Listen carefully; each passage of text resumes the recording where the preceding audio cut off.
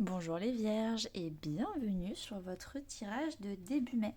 Comme vous avez pu le voir, j'ai changé les tirages. Avant, j'avais qu'une seule vidéo par mois. Là, j'ai décidé de diviser les vidéos en deux pour que ce soit beaucoup plus digeste. On fait les 2 premières semaines de mai et après on fera les 2 dernières pour que ce soit vraiment plus progressif dans l'avancement de nos éveils, pour nous éveiller de façon plus sereine. Un grand merci parce que ça va faire le 3e mois, donc février, mars, non pardon, mars, avril et maintenant mai. Donc au bout de 2 mois, j'ai déjà plus de 500 abonnés et franchement, je voulais vous remercier de vos commentaires, de vos likes. On apprend tous ensemble, donc je trouve ça hyper riche comme expérience et merci d'avancer avec moi. Merci. Et puis avant de commencer, je voulais vous dire de bien revisionner les tirages d'avril pour être sûr que vous avez rien oublié et tout digéré avant de commencer à rentrer dans les énergies de mai. Alors les vierges, qu'est-ce qui se passe la première semaine et la 2e semaine de mai? Première semaine, votre enfant intérieur, il vous conseille de voir au-delà. Il y a des choses qui se passent ou qui se passent pas justement. Et, et vous en fait, vous avez envie de contrôler, vous avez envie de voir, vous avez besoin de factuels, vous avez besoin de preuves, mais il n'y a rien qui se passe et ça vous angoisse. Vous commencez vraiment à perdre confiance, à perdre patience. Et là, vraiment, votre enfant intérieur vous dit, t'inquiète, ça arrive, vois au-delà.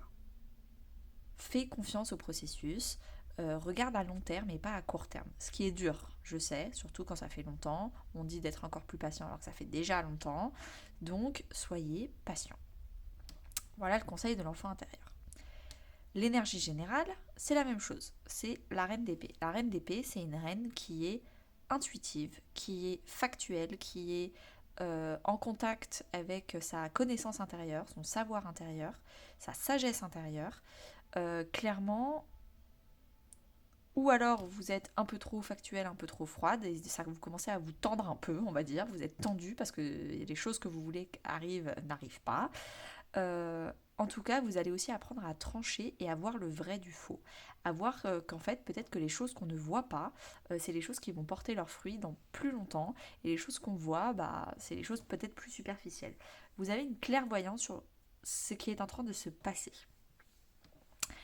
En termes de développement personnel, on vous demande de travailler votre blessure de trahison. Mais ça ne m'étonne pas avec ce que je vous ai dit juste avant, parce que la blessure de trahison, c'est la blessure du contrôle. Donc, que vous le vouliez ou non, vous travaillez votre confiance, votre travail à la confiance. Parce qu'on vous demande de croire, on vous demande d'arrêter de vouloir tout contrôler, d'arrêter de croire que vous allez être trahi, que ça ne se passera pas comme vous voulez, qu'il faut que vous mettiez votre grain de sel pour que ce soit exactement comme vous vouliez. Que vous vouliez ou non, vous allez travailler la blessure de trahison pour cette première semaine de mai. Au niveau professionnel, vous avez réseau de télécommunication. Donc je pense que c'est quelque chose d'important cette semaine-là. Vous allez utiliser des réseaux sociaux. Vous allez communiquer sur les réseaux sociaux peut-être de façon importante. Et c'est ça qui va vous aider professionnellement parlant. En tout cas, ça va prendre une grande place dans votre vie professionnelle la première semaine. Au niveau sentimental, amical, familial, donc relationnel en général, vous avez la dépendance affective. Euh, Petit syndrome du sauveur, mais qui dit dépendance affective dit forcément blessure d'abandon, et ça ne m'étonne pas parce que les deux vont ensemble. Donc je pense que euh, professionnellement parlant, tout roule, sauf que sentimentalement parlant, c'est là où vous ne voyez pas de résultat, il ne se passe rien, vous perdez confiance.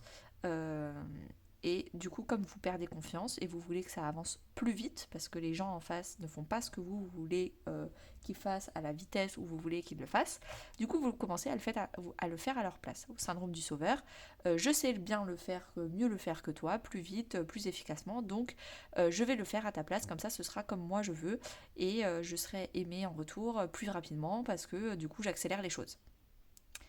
Ce n'est pas comme ça que ça fonctionne. Il va falloir laisser les gens vivre leur propre expérience à leur rythme. Arrêtez de vouloir tout contrôler et arrêtez avec votre syndrome du sauveur de faire les choses à la place des gens. Vous ne pouvez pas évoluer de conscience et travailler le développement personnel de quelqu'un d'autre. Par contre, vous, du coup, on vous demande de travailler le vôtre. Deuxième semaine, vous avez famille d'âme. Donc je pense que vous allez être entouré de personnes qui vraiment, vous êtes sur la même longueur d'onde, c'est fluide, c'est simple, c'est évident. Vous êtes sur la même longueur d'onde, euh, que ce soit sentimental, relationnel, dans les collègues ou autres, mais vous commencez à attirer à vous des bonnes personnes et vous commencez à comprendre qui sont les bonnes et qui sont les mauvaises personnes avec qui vous êtes satisfait émotionnellement, épanoui. Et en tout cas, votre enfant intérieur vous conseille d'aller vers ces personnes-là et d'ouvrir les yeux. Là, la carte du 3 d'épée, c'est la pire carte du jeu, donc on va pas se mentir.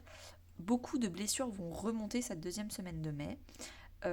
Va falloir affronter des blessures pour guérir. Et pour les affronter, il faut arrêter le déni. Le 2 d'épée, c'est le déni, le 3 d'épée, c'est ça sort, et le 4 d'épée, c'est la convalescence. Donc là, vous avez arrêté le déni, vous avez compris que vous avez fait des choses vraiment pas cool, ou vous avez subi des choses vraiment pas cool, des grosses blessures. Ça remonte. Vous n'êtes pas encore au 4 d'épée avec la convalescence, vous êtes au 3 d'épée, là vous êtes en plein dans la tempête et tout est en train de remonter. Intérieurement parlant, en développement personnel, vous travaillez votre dépendance affective, la même qu'ici, c'est pas les mêmes jeux. Ici, le violet, c'est le jeu libération énergétique, donc tout ce qui est développement personnel, et le jeu rose, c'est celui chakra du cœur, donc plutôt relationnel. Donc 2 jeux différents mais la même carte, donc je pense vraiment que vous allez première semaine commencer à travailler votre blessure de trahison, deuxième semaine travailler votre blessure d'abandon, parce que la blessure de trahison, le masque c'est le contrôlant, la blessure d'abandon, le masque c'est le dépendant affectif. Donc là on a une blessure et là on a une conséquence d'une autre blessure. Donc voilà, je pense que je ne vais pas répéter la même chose, hein, mais arrêtez, occupez-vous de vous, arrêtez de vous abandonner vous pour vous occuper des autres. Ça, c'est à stopper, vous en priorité. Professionnellement parlant, aide d'une personne, ou peut-être que vous allez être aidé sur les réseaux sociaux, peut-être que grâce aux réseaux sociaux, vous allez faire des rencontres, peut-être que c'est l'univers, Dieu, en fonction de vos croyances, qui va vous aider à comprendre des choses professionnellement parlant, peut-être qu'il va y avoir un système d'entraide qui va se positionner pour faire évoluer votre vie professionnelle. En relationnel, vous avez âme sœur, flamme jumelle. Donc, pareil, que ce soit familial, amical, sentimental, vous attirez à vous vos âmes sœurs. Les personnes qui font partie de votre famille d'âme. Donc, les amis que vous garderez toute votre vie. Et avec eux, c'est trop bien parce que vous voyez la vie de la même façon. Vous avez les conversations qui vous intéressent. Tout se passe trop bien. La famille, c'est pareil, vous avez des membres de la famille avec qui vous allez plus vous rapprocher que d'autres parce que ça se passe vraiment trop bien. Donc ça aussi, c'est possible.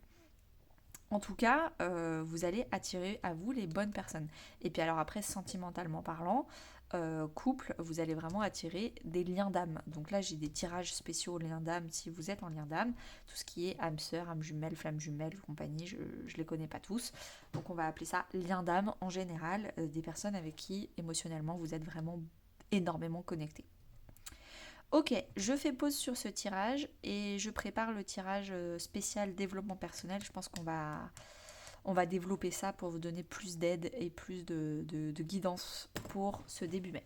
A tout de suite. Et me revoilà. Alors, de quoi on va parler? On va parler du lien au père, hein, parce que ça fait déjà 3 ou 4 cartes du papa. Mais ça veut dire que potentiellement, vous êtes majoritairement des femmes. Et la blessure d'abandon et de trahison, c'est 2 blessures qui font partie qui sont liées aux parents du sexe opposé. Ok, donc c'est parti. Là, vous avez le soleil, qui est votre partie yang intérieure, qui est votre estime de vous, mais qui est aussi la carte qui représente le père. Et la lune représente la mère. Avec, on a agression physique.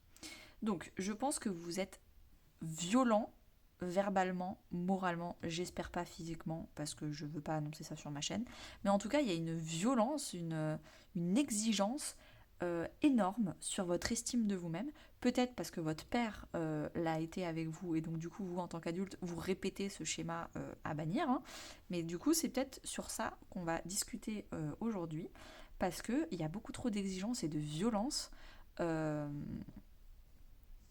sur votre amour-propre, en fait, sur la façon dont vous regardez la vie, la façon dont vous vous représentez dans le monde. Ça se trouve, vous êtes déjà au top du top, et pour vous, c'est jamais assez, parce qu'il y a eu une éducation, des transmissions de perception qui sont violentes. C'est le mot qui me vient.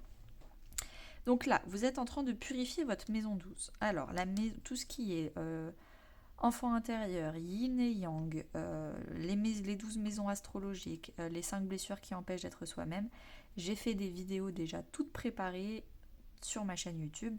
Donc je vous mets le lien en description et vous allez voir les playlists qui vous intéressent. Donc la maison 12 en astrologie, c'est votre domaine du lâcher-prise, de la foi, de la spiritualité. Donc vous êtes en train de lâcher du coup votre confiance, votre foi. Et comme vous faites confiance au parcours, à l'univers, à tout ce qu'il faut, vous avez foi, vous arrêtez de vouloir tout contrôler, vous arrêtez de faire les choses à la place des gens pour que ça aille plus vite, pour que ce soit vous qui ayez la reconnaissance. Vous arrêtez tout ça, vous arrêtez le contrôle, vous lâchez. En tout cas, c'est ce que vous apprenez à faire. Le problème, c'est que vous n'êtes pas encore totalement aligné, totalement ancré. Donc, votre identité, votre personnalité, votre enfant intérieur aussi, la maison 1. Votre maison 1, c'est votre ascendant. Donc vraiment, votre personnalité, votre enfant intérieur, il n'est pas encore tout à fait aligné sur ce qu'il a envie, pourquoi il a envie, comment il a envie. Pourquoi ? Parce que pour l'instant, vous étiez calqué sur ce que votre famille vous avait légué comme façon de penser, comme façon de percevoir le monde. Donc ça, comme c'est en colonne du challenge, pour début mai, je pense que c'est ça qu'il va falloir vraiment stabiliser avant de commencer à affirmer des nouvelles envies, des nouvelles façons de voir les choses. Il va vraiment falloir lâcher et se laisser guider par l'univers. Le conseil, on vous conseille déjà de parler à votre enfant intérieur, votre maison 1. J'ai fait pareil un podcast sur l'enfant intérieur, ça peut énormément vous aider, je pense. Il va falloir commencer à se voir tel que l'on est réellement, avec le dialogue face au miroir. Nous, on se voit moins bien parce qu'on est d'une exigence sans nom. Voit en fait, non, factuellement, j'ai des diplômes, factuellement, j'ai réussi plein de choses professionnellement, factuellement, j'ai plein d'amis, factuellement, j'ai une super maison, factuellement, j'aide beaucoup d'animaux autour de moi. Enfin, je ne sais pas quelle est votre réussite personnelle, votre fierté personnelle, mais regardez-vous en face. Est-ce que vous êtes fier de vous ou pas ? Il y a forcément des choses hyper positives que vous dénigrez et que vous baissez beaucoup trop. Appréciez-les à leur juste valeur. Parce que là, du coup, avec la lune noire, on a une force oubliée. Vous êtes fort, forte, vous avez des énormes compétences que vous minimisez, que vous oubliez, vous dites que c'est pas grave, que c'est pas si important, alors que c'est votre force. Donc il faut arrêter de faire grossir les points noirs et de rabaisser les points forts. C'est pas comme ça que ça fonctionne la vie. Et ça fait partie de votre personnalité, de votre individualité. Il y a du positif, il y a du négatif, et ça fait un tout. Personne n'est parfait. Et vous ne le saurez jamais. Donc là, on a encore lien au pair avec le feu. Donc le feu, c'est l'enthousiasme, l'élan, la passion. Je pense que vous allez, quand vous allez guérir votre exigence avec vous-même, vous allez potentiellement guérir votre relation avec votre père. Et du coup, vous serez beaucoup plus enthousiaste à aller le voir, beaucoup plus positif, peut-être avec plein de désirs, de loisirs à faire avec lui, de passion, mais c'est super, allez viens papa, on va faire ci, on va faire ça. Ou peut-être avec la paternité, le fait de devenir père, si vous êtes un homme, vous serez beaucoup plus enthousiaste, beaucoup plus de passion et de positivité sur ce sujet. Pourquoi ? Parce que du coup, vous aurez vraiment travaillé votre estime de vous. En synthèse générale, on a traumatisme d'adulte et être placé dans des bonnes conditions pour sublimer l'ordinaire. Je pense que dans votre quotidien, vraiment, vous avez subi ça n'a pas besoin d'être énorme, mais en tout cas, c'était violent pour vous. C'était violent, c'était traumatisant. La façon dont on vous a éduqué n'était pas adéquate ou même si d'autres personnes vont dire oui, bon bah c'est l'ancienne école, ça arrivait à tout le monde. Oui, c'est sûrement arrivé à tout le monde. Oui, ça continuera sûrement d'arriver dans beaucoup de familles, certes, mais prenez votre enfant intérieur, faites-lui un gros câlin et dites-lui, allez viens, on va guérir tous les deux main dans la main. Parce que c'est pas en disant oui, bon bah c'est passé, Non, parce qu'en tant qu'adulte, vous êtes encore traumatisé. Donc va falloir le guérir pour passer à autre chose. Sinon, vous allez répéter encore et encore le même problème. Il va falloir rendre plus beau votre quotidien. Il va falloir tous les jours, au quotidien, vous dire des belles phrases, vous dire des compliments, assumer vos forces, assumer aussi vos faiblesses, mais surtout valoriser vos forces, affirmer votre identité, qui vous êtes, lâcher prise sur le contrôle. On arrête. Mais il va falloir guérir ce traumatisme. Franchement, je vous conseille de vraiment aller voir les maisons astrologiques, les blessures de l'âme. Je pense que ça va vous faire grand bien. Je vous souhaite une très bonne journée, les vierges. Merci encore pour me suivre dans cette nouvelle aventure. N'hésitez pas à liker, mettre des commentaires si ça vous parle. Et à bientôt pour les 2 prochaines semaines.